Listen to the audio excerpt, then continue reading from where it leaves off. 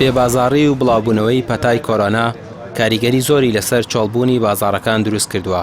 ئەم هاوڵاتیە سەرقاڵی کۆکردنەوەی دوکانەکەیەتی و بە یەکجاری دای دەخات.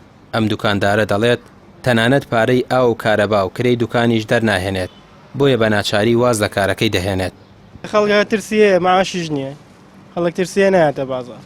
باش وەزعی دوکاندارەکان چۆنە؟ وەڵا زۆر خراپەوەتە من چۆڵ یەکەم بۆ دوکانەکەم چۆڵ یەکەم هەموو وەزای هەرم بێبازاڕیە کاکە خۆتر وەزاکە چی ئەگەر بازار باش وایە چۆڵمان ناکرد کرێمان لەسەرە کرێی دوکانە کرێی تۆمە گەراجە نان خواردنە ئاو کارەبایە هەموو ئەوانە مەسروفن کە تۆ ڕۆژانەیە و بەشیۆنە پێیانەکەی ئەوانەی لێبێ ئەی چیەک وێلا چۆڵێک ئای چۆنارەوەڵە.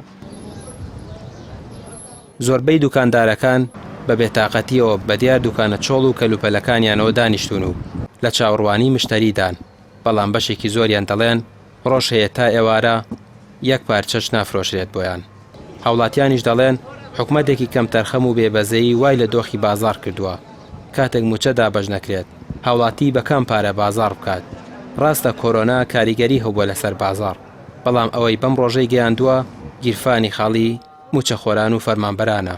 خەڵک لایەک ناوێرێ بێ و لایەک کاسبی نییە و لایەک بۆی بێت چی بکە وەڵی زۆربەی ڕۆژ سبتا ناکەین هەر بەخوا 50 پلس نەفرۆشرا کەس ناوێرێ ینی کەس پارەی پێ نییە کەس معاشی نییە کەس کار و کەسابەتیان نێشتۆ بەڕاستی.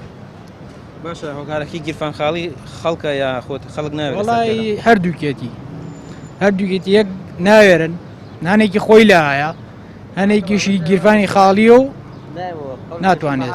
ئەگەر ڕاستەدەی ئەمە حکوومەتمان نییە ئەمە خەڵکێکن هاتوون هەوڵی ئێمە زۆر هینمان کردو خۆشمان لەگەڵا نابووین، بەڵام نەمانزانتی ئاوانانەی ئێستا ئەمان دەستیان کردو بەسەر ئەم کوردستانە ئەم خەڵکە فەقیر و هەژارە ئەچەوسێنەوە نە ئەوەتە دەستبەردار بن واز بێنن لە پێمان ناکرێ نە ئەوەتە ئەگانە میلەتەکان بێ کاکە ئەگانە میلەتەکان نییە لە ڕاستیە ئەجینا کاکە ئەم نەخۆشیە بەڕاستی خیوا ئێمە هەمومان خۆمان پارێزین بەڕاستی شتێکی زۆر خراپە چوار دەورمانەوەتە ئەم هەموو ئەمرێ کاکە ئەی ئێمە چینێمە شەرکوان ئیسانێکین و فەرقی هیچ فەرقێکی نە بەڵام ئەمان وایەن لێکردو خەڵکە باوەڕێی نەماوە بە بەوەش کە بمرێ.